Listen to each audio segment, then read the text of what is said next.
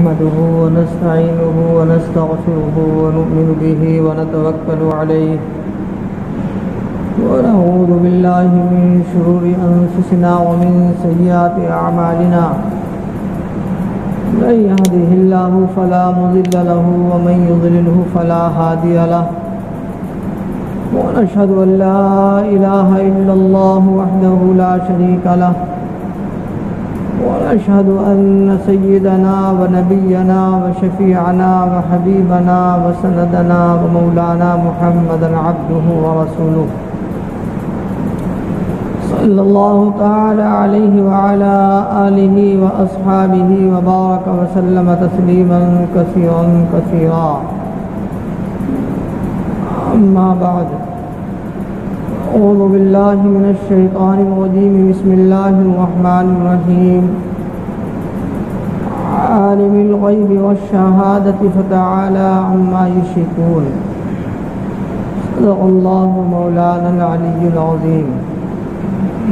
وقال النبي صلى الله عليه وسلم أن تعبد الله كأنك تراه فإن لم تكن تراه فإنه يراك، أو كما قال عليه الصلاة والسلام. بزرگوں اور دوستوں، نوجوانوں، عزیز ساتھیوں اور پیارے بچوں، گزشتہ ہفتے یہ تذکرہ کیا تھا کہ اللہ تبارک و تعالی حاضر ہے، ناظر ہے. پروردگار عالم ہر جگہ موجود ہے. ہماری اور دنیا کی اور دنیا میں بسنے والے انسانوں کی ہر ایک چیز کی حرکات کا، سکنات کا، اس کی زندگی کی مکمل طریقے سے دیکھ ریکھ کر رہا ہے. یعنی اللہ تبارک و تعالی سے کوئی بھی چیز غائب نہیں ہے. پروردگار عالم سے کوئی چیز بھی پوشیدہ نہیں ہے. کال کوٹری ہو، اندھیری رات ہو، یا دن کی چمچماتی ہوئی دھوپ ہو، کیسی بھی حالت ہو، خلوت ہو یا جلوت ہو، مجمع ہو یا تنہائی ہو، ہر حال کی رب العالمین کو خبر ہے. قرآن کریم کے اندر اللہ تبارک و تعالی نے صاف طور پر ارشاد فرمایا، عالم الغیب والشہادہ، کہ اللہ تبارک و تعالی غیب اور شہادت، یعنی جو چیزیں پوشیدہ ہیں، پوشیدہ کے علاوہ جو چیز سامنے موجود ہیں، تمام کی تمام چیزوں کو جاننے والا ہے. انسان کے اندر یہ چیز پیدا کرنا منشا ہے قرآن کریم کا. قرآن مقدس اس انسان کے اندر یہ چیز پیدا کرنے کے لیے مختلف مقامات پر، مختلف جگہوں پر قرآن مقدس نے ان تمام چیزوں کو بیان فرمایا کہ اللہ تبارک و تعالی تمام چیزوں کی خبر رکھ رہا ہے. یعنی رب العالمین تمام چیزوں سے باخبر ہے. کوئی آدمی یہ نہ سمجھے کہ میں جو کام کر رہا ہوں وہ تمام کے تمام کاموں کا اللہ کو علم نہیں ہے. حقیقت یہ ہے کہ اللہ کو علم ہے. پروردگار عالم کے علم سے کوئی چیز بھی باہر نہیں ہے. یعنی اللہ تبارک و تعالی کا علم اتنا محیط ہے، اتنا گھیرے ہوئے ہے. اس عالم انسانیت کو، پورے عالم کو، جب اللہ آسمانوں کی باتوں کو جانتا ہے، زمینوں کی باتوں کو جانتا ہے، تو ہماری اور تمہاری جو باتیں ہیں اللہ تبارک و تعالی ان تمام باتوں کو کیوں نہیں جانے گا؟ یہ استحضار، یہ حضوری اگر پیدا ہو جائے اس انسان کے اندر تو انسان کے دل کی دنیا بلکہ اعمال کی دنیا ہی بدل جائے۔ یہ انسان ان تمام کی تمام چیزوں کو بھولے ہوئے ہے، لیکن بھولا ہوا سبق اس کو یاد دلایا جاتا رہا ہے۔ ہمیشہ انبیاء کرام علیہ الصلوۃ والسلام نے اس سبق کو دہرایا۔ نبیوں کے بعد، پیغمبروں کے بعد ان کے متبعین نے اس سبق کو لوگوں کے سامنے رکھا کہ اللہ تبارک و تعالیٰ کی حضوری، پروردگار عالم کا استحضار اس انسان کے لیے ضروری ہے۔ ہم یہ جانتے ہیں، ہمیں معلوم ہے کہ جس طریقے سے اسلام میں جنت اور جہنم کا ایک تصور ہے، اور تصور ہی نہیں بلکہ حقیقت ہے، اسی طریقے سے غیر مسلموں کے بھی یہاں سورگ کا اور نرک کا، یعنی جنت اور دوزخ کا تصور اور خیال ان کے یہاں بھی ہے، لیکن ہمارے خیال میں اور ان کے خیال میں زمین آسمان کا فرق ہے۔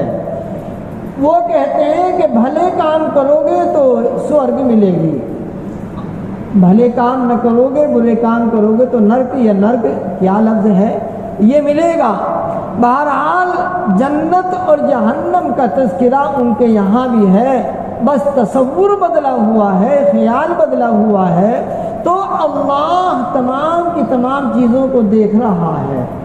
قرآن مقدس کے اندر بے شمار آیات، انگنت آیات اس کے متعلق واضح ہیں، روشن دلیل کی طرح ہمارے سامنے موجود ہیں، جن کے اندر صاف طور پر کہا فَلَا يُظْهِرُ عَلَىٰ غَيْبِهِ أَحَدًا، اللہ کے علاوہ کوئی بھی کسی غیب پر مطلع ہو نہیں سکتا۔ اطلع الغیب ام اتخذ عند الرحمن عہدا، قرآن مقدس نے کہا کسی کے تعلق سے کہ کیا وہ غیب پر مطلع ہو گیا، ایسا ہو نہیں سکتا ہے کہ کوئی غیب کی بات پر مطلع ہو جائے۔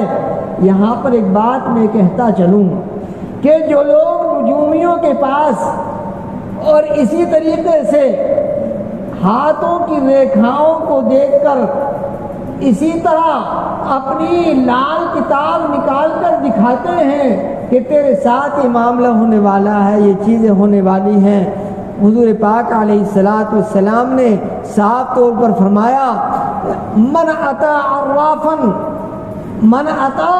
عرافا لم یرح رائحۃ الجنہ، جو کسی نجومی کے پاس آیا، غیب کی بات معلوم بتانے والے کے پاس آیا معلوم کرنے کے لیے، وہ جہنم کی بو کو، جنت کی بو کو بھی نہیں پائے گا۔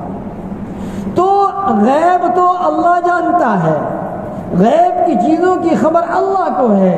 انسان کے اندر یہ چیز پیدا ہو جائے کہ اللہ میری تمام چیزوں کو دیکھ رہا ہے، اسی لیے کہا کہ تم عبادت جو کرو وہ اس انداز کے ساتھ کرو کیا کہ ان تعبد اللہ کأنک تراہ، عبادت اس طریقے سے کرو کہ اللہ گویا کہ تم اللہ کو دیکھ رہے ہو، اللہ کو اپنی آنکھوں سے اللہ کا نظارہ کر رہے ہو۔ اور اگر یہ نہیں ہو سکتا تو کیا فَإِن لَمْ تَكُنْ تَرَاهُ فَإِنَّهُ يَرَاكَ، تو اللہ تو تمہیں دیکھ ہی رہا ہے۔ کون سی تمہاری حالت کو نہیں دیکھتا، کون سی شکل کو نہیں دیکھتا، کون سی صورت کو نہیں دیکھتا، کون سی حالت کے ساتھ مطلع نہیں ہے رب العالمین۔ انسان ان تمام کی تمام چیزوں سے باخبر ہے، اور اگر خبر رکھتا بھی ہے تو اپنے سبق کو بھول جاتا ہے، اپنے سبق کو مکمل طریقے سے دہراتا نہیں ہے۔ اس لیے کہا گیا کہ مکمل طریقے سے اس بات کا خیال رکھنا چاہیے کہ اللہ مجھے دیکھ رہا ہے۔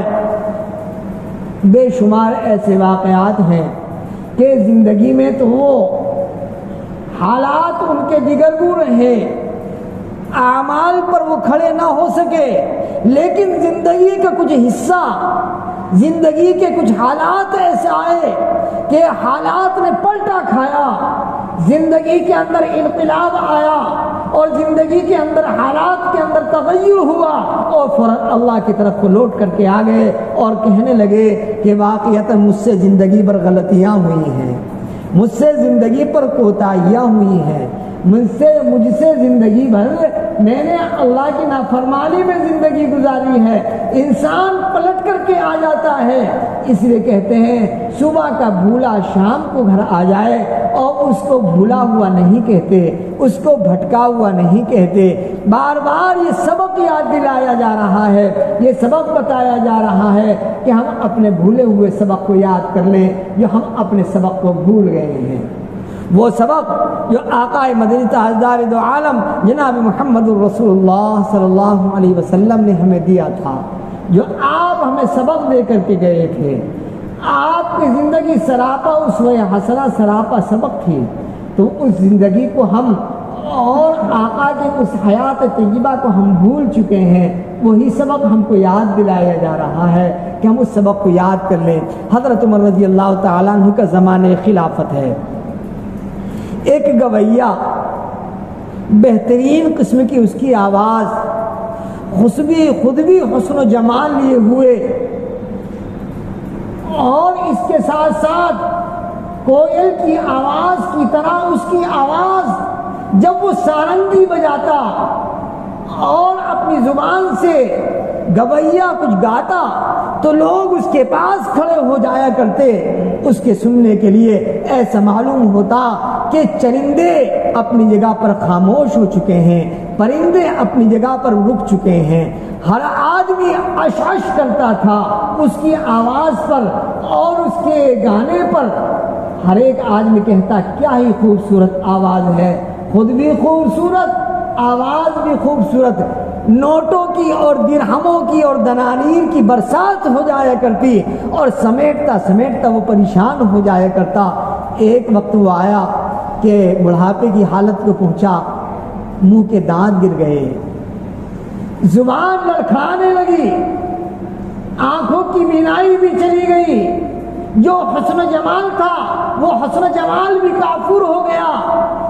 اب بولتا ہے، بولنے پر اس کی زبان سے صحیح الفاظ بھی نہیں ادا ہوتے ہیں، لوگوں کے دروں پر جاتا ہے، کنڈی کھٹکھٹاتا ہے اور کہتا ہے تم نے زندگی بھر میری آواز کو سنا اور درہموں کی اور دنانیر کی برسات میرے اوپر کی ہے، لہذا 2 وقت کی روٹی کے لیے، ایک نان شبینہ کے لیے تمہاری کنڈی کو میں کھٹکھٹا رہا ہوں، لہذا مجھے کچھ کھانے کے لیے دے دو۔ 1 دن ہوتا، 2 دن ہوتے، ایک وقت گزر گیا، لوگ اس کو دیتے رہے، وقت میں یہاں تک پہنچا، نوبت پر ایجا رسید، حالات یہاں تک پہنچے، لوگوں نے کہنا بند کر دیا اور دینا بند کر دیا، کہنے لگے کہ اب بھائی تیرا تو روزانہ کا یہی کام ہے، ہمارے پاس تیرے دینے کے لیے کچھ نہیں ہے۔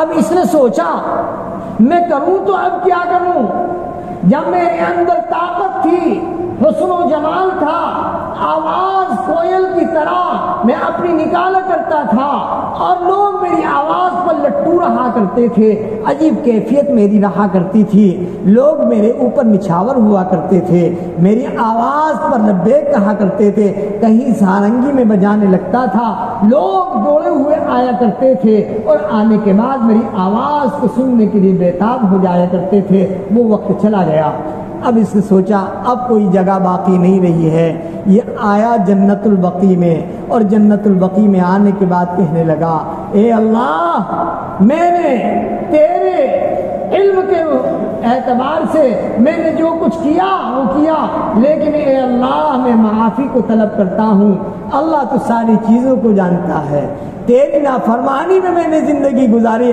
اے اللہ اب تیرے حضور میں حاضر ہوں، اور اب کوئی مجھے 1 وقت کی روٹی دینے کے لیے تیار نہیں ہے، باسی بھجیا دینے کے لیے کوئی آدمی رکھنے کے لیے میرے ہاتھ پر تیار نہیں ہے، اب میں کیا کروں، میں آ کر کے جنت البقیع میں بیٹھ گیا ہوں، مر جاؤں گا، لوگوں کا گزر ادھر ہوگا، مجھ کو دفن کر دیں گے اور دفن کرنے کے بعد چلے جائیں گے۔ جنت البقیع میں آ کر کے بیٹھ گیا، اب جنت البقیع میں آ کر کے بیٹھا ہے، رو رہا ہے، اللہ کی جانب متوجہ ہے، اللہ کو سامنے رکھ کر بے انتہا آنسو بہا رہا ہے، زانو قطار یہ رو رہا ہے اور کہہ رہا ہے اے اللہ، یہ جو وقت میں نے اپنے گانے بجانے میں لگایا، سارنگی کے بجانے میں لگایا اور گویوں کے اور کوئل کی آواز کے نکالنے میں نے اپنے وقت کو لگایا، اے اللہ وہ راتیں،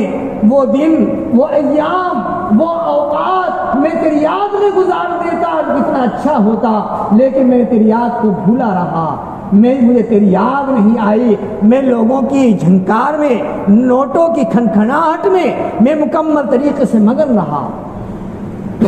اللہ تبارک و تعالی کا کرنا دیکھیے، یہ روتا رہا، آنسو بہاتا رہا، زار و قطار یہ اپنے آنکھوں کی آنسوں کی لڑیاں اس کی آنکھوں سے بہتی رہیں۔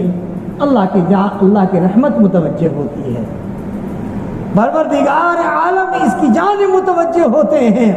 حضرت عمر رضی اللہ تعالی عنہ کا اس طرف کو گزر ہوتا ہے، آپ کے سر پر ایک گٹھی رکھی ہوئی ہے اور گٹھی رکھی ہوئی گزرتے ہیں۔ اب اس نے دیکھا ارے رات کا وقت ہے، عمر آ گئے۔ جنت البقیع کو جنت البقیع کیوں کہتے ہیں؟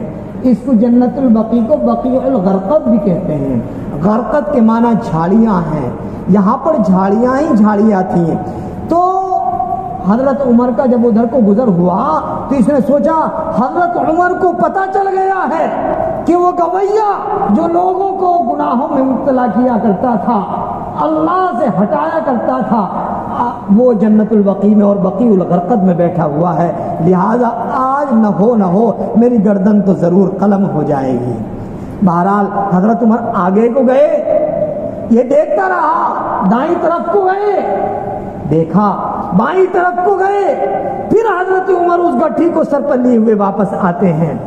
آنے کے بعد دیکھا وہ گویہ بیٹھا ہوا ہے، اس نے کہا لو بھائی، اے اللہ کے مہمان تم یہ کھانا کھا لو۔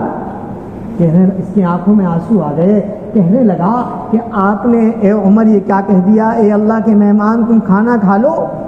کہ بات اصل یہ ہے کہ رات کو جب میں سویا تو مجھے خواب میں دکھایا گیا، ارے عمر تو پاؤں پھیلا کر کے سو رہا ہے، میرا ایک مہمان کافی دن سے بھوکا ہے اور وہ میرا مہمان بقیع الغرقد میں جنت البقیع میں بیٹھا ہوا ہے، وہ آنسوؤں کو بہا رہا ہے، جا اس کو جا کر کے خبر کر اور اس کو جا کر کے کھانا کھلا۔ حضرت عمر رضی اللہ تعالیٰ عنہ کہتے ہیں میں نے اپنی بیوی سے کہا اے بیوی، تیرے پاس اس وقت جو موجود ہو، گھر میں جتنا سب موجود ہو اس کو باندھ دے اور لٹکا کر کے میں اس کو نہیں لے جاؤں گا، بلکہ وہ کو خدا کا مہمان ہے، رب العالمین کا وہ مہمان ہے، میں اس کو سر پر لے کر کے آیا ہوں اور تیری خدمت میں وہ پیش کر رہا ہوں۔ یوں لکھا کہ وہ اس نے چیخ ماری، ایک آہ نکالی، ایک آواز نکالی اور کہا اے عمر، اللہ نے کہا مجھے اپنا مہمان، اور چیخ ماری اور وہ انتقال کر گیا۔ نہ کھانا اسے نصیب ہوا، نہ پینا نصیب ہوا، اور اس کا اس دنیا سے رخصت وہ اس دنیا سے رخصت ہو گیا۔ تو اللہ کی حضوری، اللہ کا استحضار جب انسان کو نصیب ہوتا ہے تو بزرگوں اور دوستوں، ہم نے سوچ رکھا ہے ارے ہوگا دیکھا جائے گا، ہر آدمی یہ کہتا ہے میاں جو ہے ارے پہلے یہاں کی تو سمٹ لیں ہم، نمٹ لیں ہم، جو کرنا ہو کر لے، میاں وہاں کی تو وہیں دیکھی جائے گی۔ آدمی یہ سوچتا ہے میں وہاں کی وہیں دیکھی جاوے گی، لیکن اب یہاں کی تو یہاں ہی رہے گی۔ ایسا نہیں ہے کہ اللہ تبارک و تعالی ساری چیزوں کی خبر رکھ رہا ہے، ارے اللہ تمام چیزوں سے باخبر ہے۔ میں نے بتایا تھا اللہ کے ناموں میں کیسے کیسے نام موجود ہیں کہ اللہ خبیر ہے، اللہ بصیر ہے، اللہ علیم ہے، اور اللہ کی کیسی کیسی صفات بیان کی گئی ہیں۔ قرآن مقدس کو کھولیں گے تو قرآن مقدس کو کھولنے کے بعد پتہ چلے گا۔ بزرگوں اور دوستوں، آدمی کتنا ہی دجل، فریب، داغا بازی، جھوٹ اور تمام کی تمام چیزوں کو اختیار کر لے، خدا کی قسم میں کتنا ہی کچھ بھی کر رہا ہوں، کرتا رہوں گا، اللہ تبارک و تعالی سے کی ذات سے کوئی بھی چیز پوشیدہ نہیں ہے۔ اللہ تبارک و تعالی انسان کے ہر عمل کو دیکھ رہا ہے۔ جو تبلیغی جماعت والے ایک بات کہا کرتے ہیں، بات حدیث کے اندر تو نہیں لیکن ہے بڑی عمدہ۔ کیا عمدہ ہے؟ کالے پہاڑ پر کالی چونٹی کالی رات میں، کتنی بہترین بات ہے، کالے پہاڑ پر کالی چونٹی کالی رات میں اپنے پاؤں سے جب چلتی ہے، اللہ اس کے پاؤں کی آہٹ کو بھی سنتا ہے اور اس کے پاؤں کی آہٹ کو بھی دیکھتا ہے۔ کوئی دنیا کا کوئی ایسا آلہ، کوئی کمپیوٹر یا کسی قسم کی کوئی چیز ایسی ایجاد نہیں ہوئی ہے کہ چونٹی کے پاؤں کے چلنے کی آواز کو محفوظ کر لے، کہ چونٹی کے چلنے کی آواز کو اپنے وہ مضبوط کر لے اور کسی چیز میں وہ محفوظ کر لے۔ کوئی کیمرہ یا کوئی بھی چیز دنیا کی ایسی ایجاد نہیں ہے۔ میں تو یہ کہا کرتا ہوں کہ اگر کمپیوٹر پر ہی آ کر کے مکھی بیٹھ جائے تو کمپیوٹر آپ کو مکھی کا بیٹھنا نہیں بتا سکتا۔ اگر چونٹی چلنے لگے تو کمپیوٹر پر چونٹی کے چلنے کو کمپیوٹر نہیں بتا سکتا، لیکن اللہ کی ذات ان تمام چیزوں کو بتا سکتی ہے اور بتا رہی اور بتاتی ہے۔ تو اللہ کا استحضار، اللہ کی حضوری، اللہ ہر جگہ موجود ہے، ہر آن موجود ہے، ہر وقت موجود ہے۔ بزرگوں اور دوستو، امام ابو حنیفہ رحمۃ اللہ علیہ کبھی پاؤں پھیلا کر نہیں سوئے، کبھی پاؤں پھیلا کر نہیں سوئے۔ کسی نے کہا کہ حضرت آپ تو کبھی پاؤں پھیلا کر نہیں سوتے ہیں، کبھی بغیر ٹوپی کے نہیں سوئے۔ کہا کہ تنہائی کے وقت ہے حضرت امام صاحب ذرا ٹوپی اتار لیا کرو، تو کہا ارے تنہائی میں تو اور زیادہ ضرورت ہے کس کی کہ اللہ میرے تمام حرکات کو دیکھ رہا ہے۔ وہ نوجوان طبقہ یا بوڑھوں کا یا جوان کا اب تو جو ہے اتنی ناف تک داڑھی ہے لیکن مکمل طریقے سے حالات اس کے ایسے دیگر گو ہیں، بس الامان والحفیظ، الامان والحفیظ، اللہ حفاظت فرمائے۔ بزرگوں اور دوستو، تو یہ استحضار پیدا کرنے کی ضرورت ہے، یہ حضوری پیدا کرنے کی ضرورت ہے۔ استحضار کی بات حضرت مولانا شاہ فضل الرحمان صاحب گنج مراد آبادی علیہ الرحمہ، آخری وقت آپ کا تھا تو آنکھوں کی بینائی چلی گئی تھی۔ لوگ کہا کرتے تھے جب نماز کے وقت ہوا کرتا تھا تو آگے مرید جب چلا کرتا تھا حق حق حق حق حق حق حق کہتا تھا۔ دیکھیے اللہ کا حضور، اللہ کی جانب سے دی ہوئی بصیرت، اس حق کی آواز پر وہ مسجد میں جایا کرتے تھے۔